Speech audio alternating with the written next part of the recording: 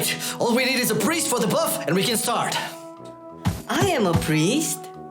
Great, we got a healer now. Let's go, nerds. Okay. I will devour your minds. You said something? Who, me? No, I was just buffing you with fortitude. Before I mind flay you all into potato husks. Man, your healing numbers are a little low. Pump some holy words, man. The fuck? Okay, salve! Vampiric embrace, you inadequate mortals. Tremble at the sight of my eternal might. Wait up, motherfucker. How can we do so much damage? Oh, I guess I got buffed. Buffed 1,000 truths of 1,000 worlds. All you will feel the searing nightmares and accept the true God into your pathetic world. I definitely heard something this time. Are you sure you're not going crazy? Oh, I am already... Long since disposed of this weakness of sanity. Oh man! Hey Ditto! Who the fuck invited a Shadow Priest, man? Sheesh.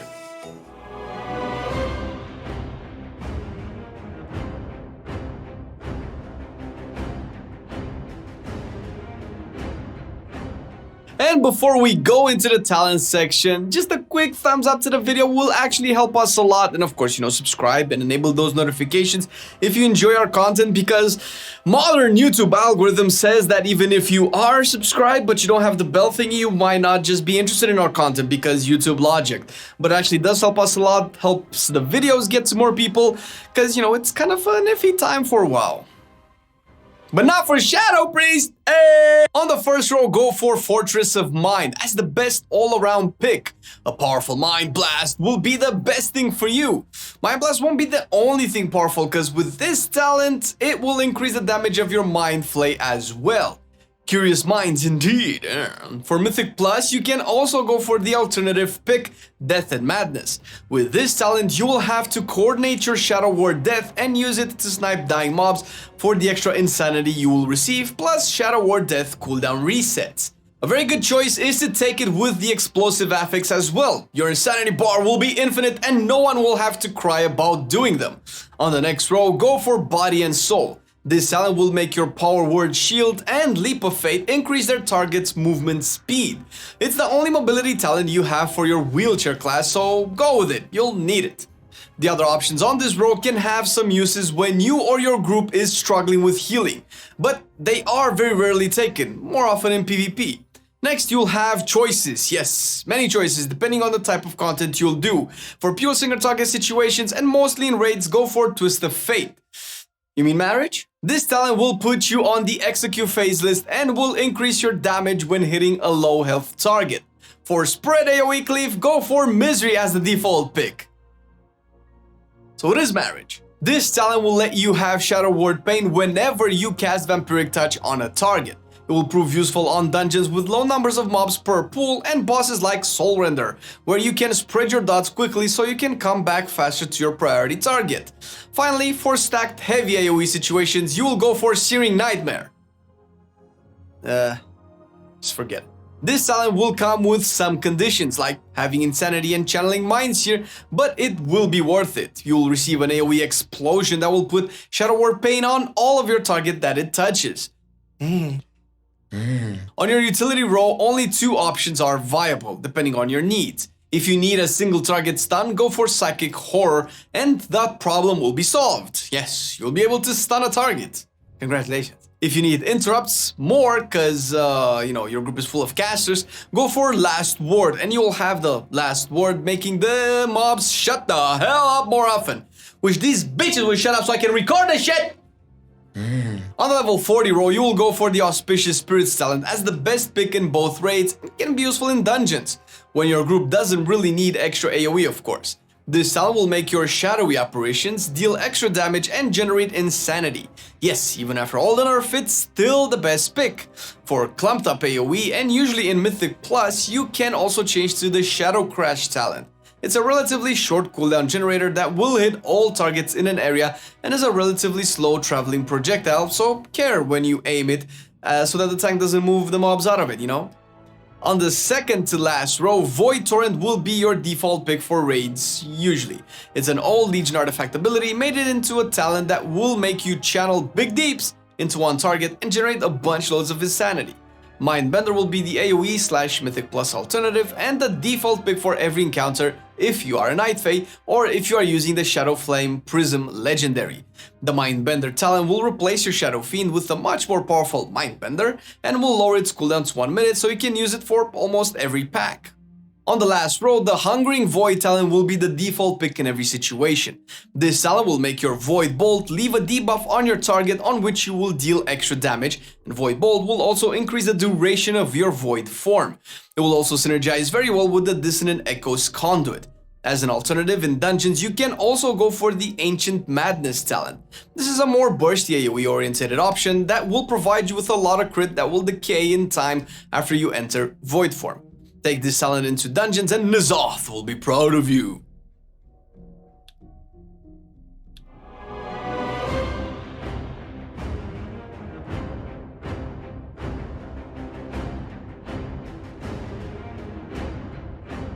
For your stat priority, yes, again, we recommend you sim your character. The best way to do that, if you don't know, is to check our simming guide video. Yes, you will know everything after that. Nah, anything more will be necessary. But until you check that video out, you can go for these stats when starting your priest adventure. Intellect will be the best stat. Like for all casters, smart is best. So go for the highest eye level gear you'll find.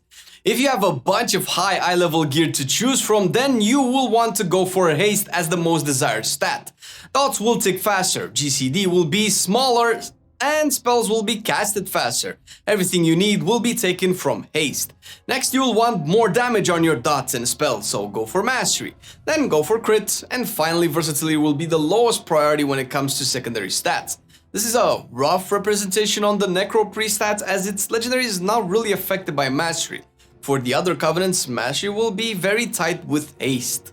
Use the Sinful Revelation enchant on your weapon as the best one for pure single target fights.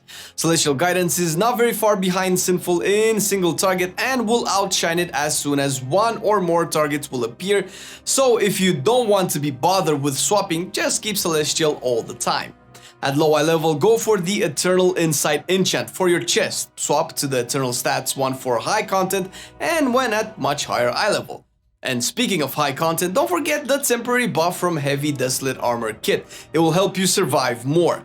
On your bracers, take the Eternal Intellect enchant, so your spells will hit harder. Trust us, it works, cause intellect means smart. On your cloaks, the Fortified Avoidance enchant will take the cake as the best one for high AoE damage taken, or if you feel comfortable with the damage taken, then go for the Fortified Leech one instead for the extra self-sustain. By default, go for the Quick Jewel cluster for your gem slots, for extra haste of course, and use the Tenet of Haste enchant on your rings, for the same reason. A quick side note, if you manage to get to the 30% haste cap, soft cap, then you should swap these with their mastery counterparts. Use the Spectral Flask of Power as the default flask because much smart means much more damage, yes. Oh, makes sense now. But you already knew that. You think you're smarter and better than me, huh? Well, not if you're not using the flask, you're not. Use the Spectral Potion of Intellect for every situation that will send you up on the damage meters. And oil up those weapons well with the Shadow Core Oil, as this will mainly be the only useful choice you can find. Calm your hunger with the Feast of Gluttonous Hedonism for extra smart. And if feasts are nowhere to be found, then go for the Tenebrous Crown Roast Aspic and get your much needed dose of haste.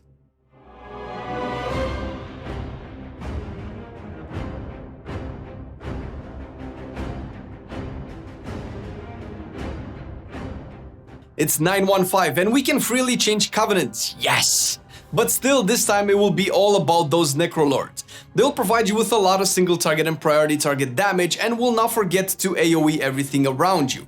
Your Covenant ability when joining the Necros will be Unholy Nova, a 1 minute cooldown explosion that will put a dot on your targets and all enemies around it and will heal your allies that are caught in it as well. Just be careful, because if the target is moving, your Nova will hit where the target was at the moment you casted it, so there's a chance that you will miss it. And on top of that, every time an ally damages the enemies that have the Unholy Transfusion dot on them, they will get healed, and you will have the perfect Covenant ability for a Priest. The signature ability when joining the Necros will be Fleshcraft, and it will provide you with a shield with many properties depending on the Soulbind you will pick. Plague Deviser Marilith will be your best Soulbind pick for raiding and will provide you with some useful traits with the 3-potency Conduits path. Volatile Solvent will be the first useful trait and will force you to use Fleshcraft on cooldown, so it can provide you with enchants depending on top of what dead enemies you use it. Fleshcraft will always grant you a mastery buff for humanoids, as it will take its power from your life force. Next, we'll have some defensive traits like the Ooze's Frictionless Coating. This trait will provide you with a shield every time you drop half HP on a 30-second cooldown. The ultimate form will be a defensive trait you will use, and it will make Fleshcraft ignore crowd control when channeled, healing you for a good portion of your HP. The Undulating Maneuvers trait will make you feel like a Brewmaster Monk when above 80% HP and will absorb a part of the damage taken and deliver it back to you within 5 seconds. On the course of 5 seconds. Like Stagger. Because Brewmaster, you get it. And finally, Kevin's Oozling will be the last trait in Marilith's arsenal, making you summon Kevin's Oozling every time you use Unholy Nova.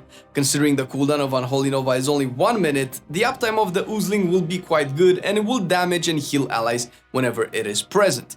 For Mythic Plus, you will have Bonesmith Heimer as an alternative pick to Marilith. With 2-potency Conduits path, this time Heimer will provide you with some very powerful traits. The Forgeborn Reveries trait will be the first in her arsenal and will provide you with 3% more intellect if you have at least 3 enchants on your gear. Next, the Heimer's Arsenal Marrowed Gemstone trait will provide you with a bunch of critical strike chances for 10 seconds every minute after you have landed 10 critical strikes. Next, you will have the Carver's Eye trait, and it will provide you with the Stacking Mastery buff when you damage enemies above 90% HP. Finally, Mnemonic Equipment will put you on the Execute classes list, even if you don't use the Twist of Fate talent, and it will provide you with extra damage when damaging enemies under 30% HP. If by any means you don't like Necros, then don't worry, Night Fae are still pretty close to Necros in damage, like only 6% behind. With the Faes, you will receive the Fae Guardian ability. This ability will provide you with 3 Guardians, 1 on your enemy and 2 on yourself. The one on your enemy will give you extra insanity when you damage it with direct spells and can be moved to another enemy with a Shadow Word Pain spell. The 2 Guardians on you will provide you with the damage reduction and cooldown reduction on your major spells like Mindbender. You can move these Guardians around with Power Word Shield and Shadow Mend. The Night Fae's signature ability will be Soul Shape and will give you a short blink and extra movement speed during it. Dreamweaver will be your Fae bestie and will provide you with some pretty powerful traits using the 3-potency Conduit path. Pod Tender will be the first you will get and it will give you a cheat death every 10 minutes. Next will be the Field of Blossoms trait. This one will kind of make you stay in one place after you use your Covenant ability, so you can get a lot of haste. The Walking Dreams trait will be a defensive one and will provide you with a small shield when you are taken under 80% HP. You will close Dreamweaver's arsenal with the Dream Delver trait, and this one will give you up to 3% extra damage to any target you hit. On your potency Conduit slots, you will first desire the Haunting Apparitions. This trait will increase the damage of your shadowy apparitions by like a lot, compensation for probably the nerfs that Blizzard did to Auspicious Spirits talent. Next, you will have a choice between a few good picks. The Rabid Shadows Conduit if you are playing with the Shadowflame Prism Legendary, plus only with the Mindbender talent is one of them. This conduit will increase the Mindbender's attack speed by a good amount. And in other situations, or with the Talbadar Legendary, go with the Mind Devourer conduit. It will increase the damage of Mind Blast and will add a small chance for it to make Devouring Plague free to cast. And finally, when using the Hungering Void talent, you will need the Dissonant Echoes as the final potency conduit. This conduit will increase the damage of your Void Bolt while you are not in Void form and when casting Mind Flame. And you will have a small chance, to get a free Void Bolt cast, and if you are in Void form, then your Void form will have a small chance to reset its cooldown. Honorable mentions: if by any chance you are a Kyrian, you can replace your second potency of choice with the Covenant specific one, Courageous Ascension. This conduit will increase your burst even more, providing more damage to your Ascended Blast and to Ascended Eruption. For your Endurance conduits, Translucent Image will be the first one to consider. It will attach a damage reduction to your Fate ability, which will always be a little bit better than just healing. Next, you will usually want to take the new Condensed Anima Sphere conduit for the passive healing it will provide you with. If you will need a third Endurance Conduit, or you're not happy with the Anima Sphere, then go for Light's Inspiration. This will provide your Desperate Prayer heal with an additional heal over time after you cast it. In your Finesse Conduit slots, if there are any, you can mostly choose whatever you want as they don't really impact your damage and or your survivability. You can go with Move with Grace if you feel you need Leap of Faith more often. As a second choice, you can choose Mental Recovery.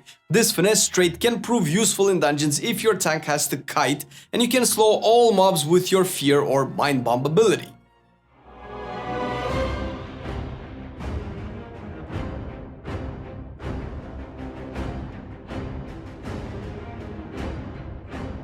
For your trinket slots, you will usually desire, like all of your caster buddies, one unused trinket and one passive trinket.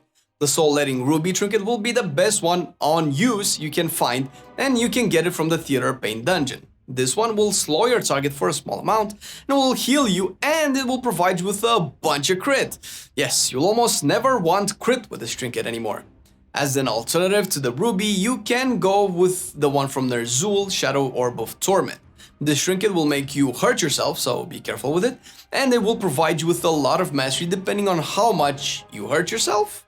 Man, who designed these masochist trinkets? On the passive trinket side of the spectrum, the Titanic Ocular Gland trinket from the second boss in the raid will take the cake. A very powerful double-edged choice that will provide you with extra stat of the highest stat rating you have, if you are above 50% HP, or if you fall under that threshold, then this trinket will take away some of that stat. Next up, you get the Forbidden Necromantic Tome trinket if you manage to defeat Kel'Thuzad on Mythic. This trinket will have the highest high level in the game, so more intellect, and it will give you some crit as well, stacking 3 times. And finally, as an alternative, you can go with the Universal Unbound Changeling trinket. This one will provide you with the stat you choose that day by eating your desired stat food type, or if you are lucky, you can get a proc with all of 3 of the stats, except versatility, because this trinket is not versatile enough, sorry. The Chaos Bane Unholy Domination set will be the best one for you. Pair this set with the 2 damage shards, Core and Beck, and you will be at the top of the damage meter in the raid. For dungeons where the Domination set won't work, you will have to use the shards as they are, and you'll prefer the 3 damage shards. This, Core and Beck. You will add Kier, one of the most defensive shards, and as the last choice you can either go for Rev, a little leech, or any dungeon piece with normal sockets for your belt or bracers with your most needed stats. For your legendaries, you will have some choices that usually depend on the covenant you have joined. The Pallid Command legendary will be the default pick for Necrolord's Priest in every situation. Build it on your boots or ring slot to make your Unholy Nova summon an undead mage that will damage your enemies or heal your allies and will receive additional damage each time an ally will attack a target affected by your Unholy Transfusion.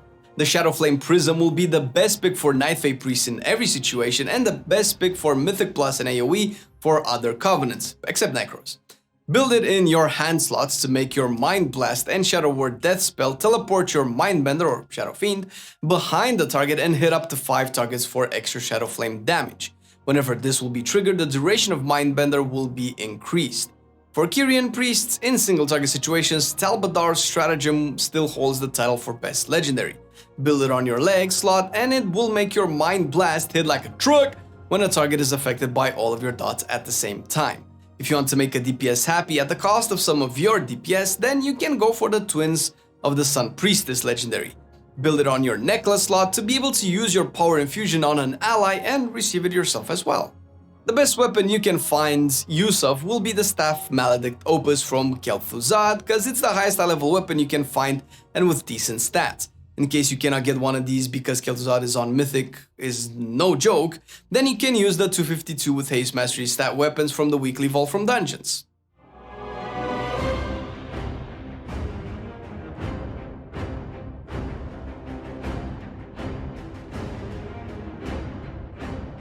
The rotation will be done by a Necro Priest with the Necro Legendary, as this will be the most common one. Your opener for single target situations will have you ensure that Shadow Form is active, use Orb of Torment trinket if you have it, cast Vampiric Touch at 1.5 seconds until pull, then Shadow Word Pain, channel Void Torrent, cast Mind Blast, activate your Shadow Fiend, Devouring Plague if at or above 70 Insanity, Mind Blast if it's not on cooldown, otherwise pop Void Eruption. Power Infusion, which is off the GCD, and use the Ruby Trinket if you have it. Cast Void Bolt, cast Unholy Nova, proceed with the normal rotation priority, which your normal single target rotation will have you use Void Eruption with at least 40 Insanity and hold it for Power Infusion. You use Power Infusion on cooldown, Void Bolt if under 85 Insanity and not torrenting, Devouring Plague, Shadow Word Death if the target is under 20% HP, don't kill yourself with it by the way, Shadow Fiend on cooldown, maintain your Vampiric Touch in Shadow Word Pain, Unholy Nova if the target lives 15 or more seconds, Mind Blast on cooldown, Void Torrent on cooldown after Void Eruption ends, and Mind Flay as a filler. For your multi-target opener, again be in Shadow form. Vampiric Touch on up to 4 targets, Mind Blast after, use Mind Bender, Mind Sear plus Searing Nightmare, Shadow Crush after, use Void Eruption and activate your Power Infusion, cast Void Bolt, then Unholy Nova, and proceed with the rotation priority for multi-target. But before going into the multi-target priority, you will need to know a few things on what spells to use depending on how many targets you are fighting. For 1 to 3 targets, still cast Devouring Plague and Mind Blast. On 3 or more targets, Searing Nightmare outside of Void form becomes better. On 3 or more targets, Mind Sear replaces Mind Flay as your filler.